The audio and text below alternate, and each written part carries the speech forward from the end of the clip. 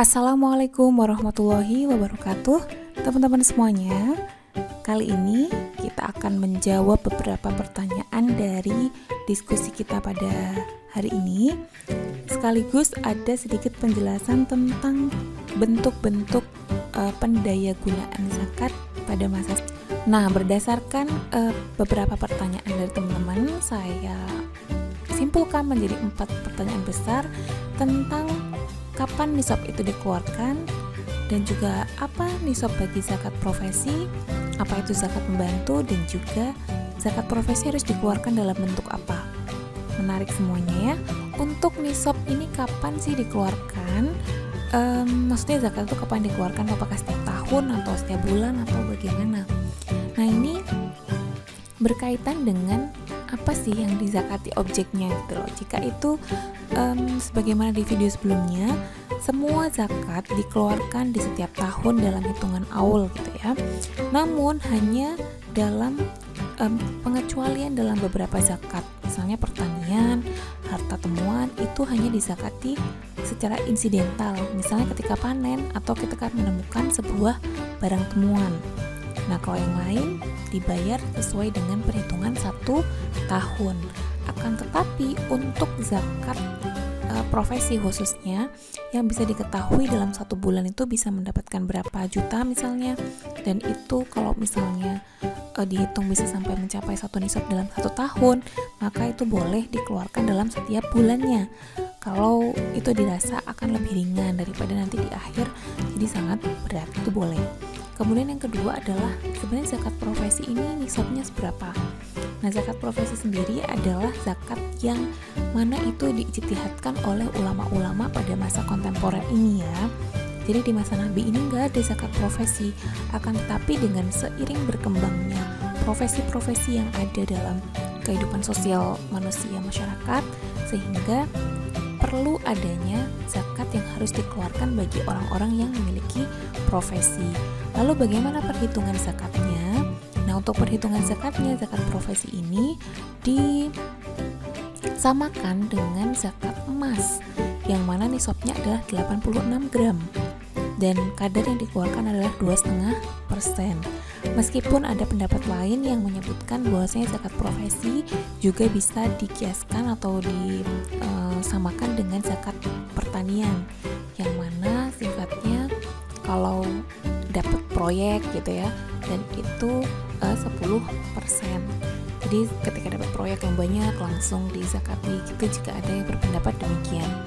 Kemudian yang ketiga adalah zakat pembantu. Ini apa? Ini sebenarnya bukan zakat pembantu ya, tapi zakat yang dikeluarkan dari pekerjaan yang sifatnya itu buruh, TKW misalnya atau TKI, itu juga kategorinya adalah buruh. Namun ini mengenai apakah harus dizakati dan tidak, ini memang masih menjadi perdebatan dari ulama. Ada yang mengatakan ini tidak harus dizakati, namun pendapat lain juga menyatakan wajib untuk dizakati.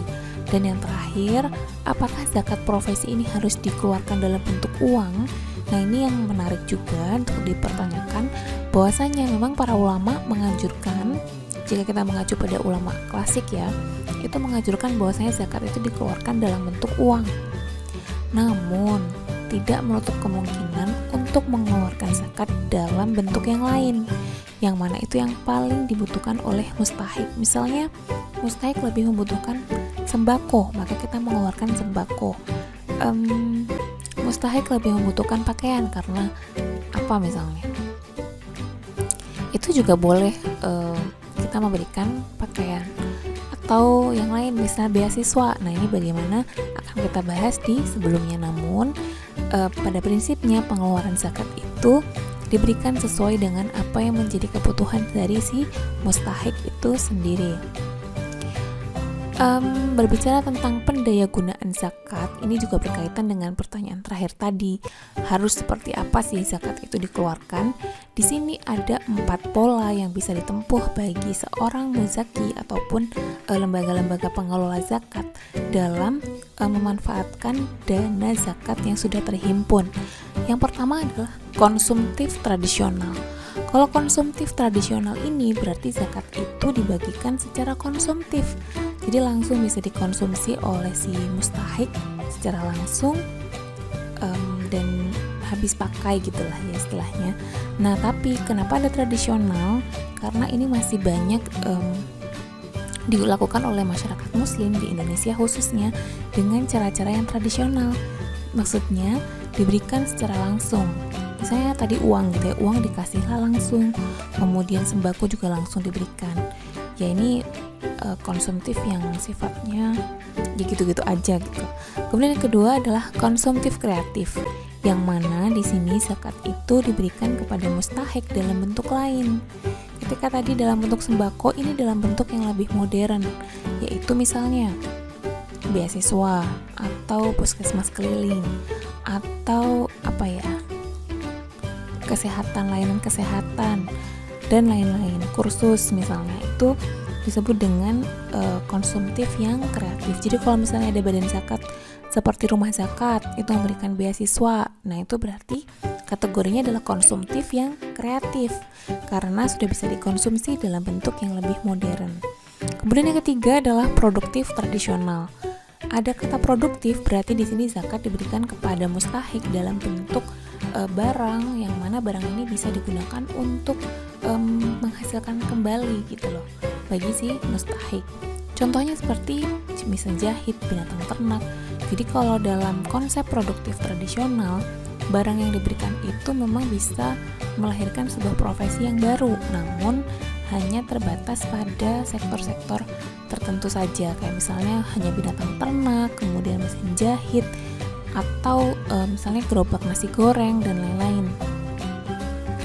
Namun ada yang keempat, ada juga produktif yang sifatnya kreatif, yang mana di sini harta zakat tadi itu diberikan kepada mustahik dalam bentuk modal kerja, sehingga profesi yang bisa dimanfaatkan oleh si mustahik ini lebih luas, tidak bergantung pada berarti harus beternak dong, berarti harus jadi tukang jahit dong, tapi sesuai dengan apa yang dimampu oleh si mustahik itu sendiri.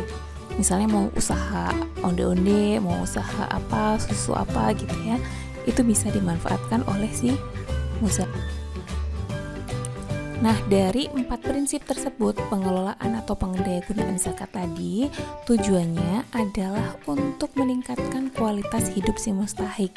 Jadi bukan untuk gaya-gayaan zakatnya biar lebih keren, enggak, tapi bagaimana untuk meningkatkan kualitas hidup si mustahik dan kualitas perekonomiannya. Jadi kalau bisa nih, si mustahik yang awalnya hanya menerima zakat itu bisa berubah menjadi muzaki yang mengeluarkan zakat. Itu yang menjadi semangat utama dalam pengelolaan zakat. Jadi kita harus merubah pola pikir kita bahwasanya zakat itu bukan sesuatu yang menjadi kewajiban seorang hamba kepada Tuhannya saja, tapi juga ada aspek sosial yang harus diperhatikan. Dengan kita mengelola zakat dengan baik, mengeluarkan zakat dengan rutin itu kan ya, itu bisa membantu perekonomian bagi umat Islam khususnya.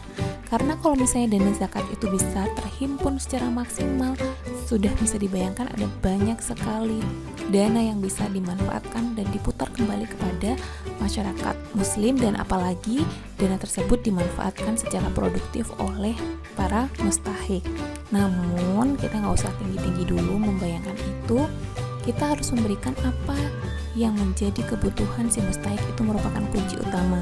Jadi misalnya kita ingin mensupport mereka untuk menjadi muzaki, namun awal-awalnya kita membantu dulu nih. Kalau misalnya memang mereka kekurangan bahan makanan, ya udahlah pakai konsumtif tradisional dulu. Namun kalau sudah mulai tercukupi, kita bisa meningkatkan pendidikan mereka melalui beasiswa. Kemudian setelah itu bisa memberikan modal kerja atau bisa juga memberikan sarana fasilitas seperti mesin jahit ataupun yang lain-lain. Jadi kurang lebih seperti itu ya teman-teman mengenai zakat konsumtif dan juga zakat produktif yang ingin saya sampaikan. Semoga bermanfaat bagi kita semua. Kita akhiri. Wassalamualaikum warahmatullahi wabarakatuh.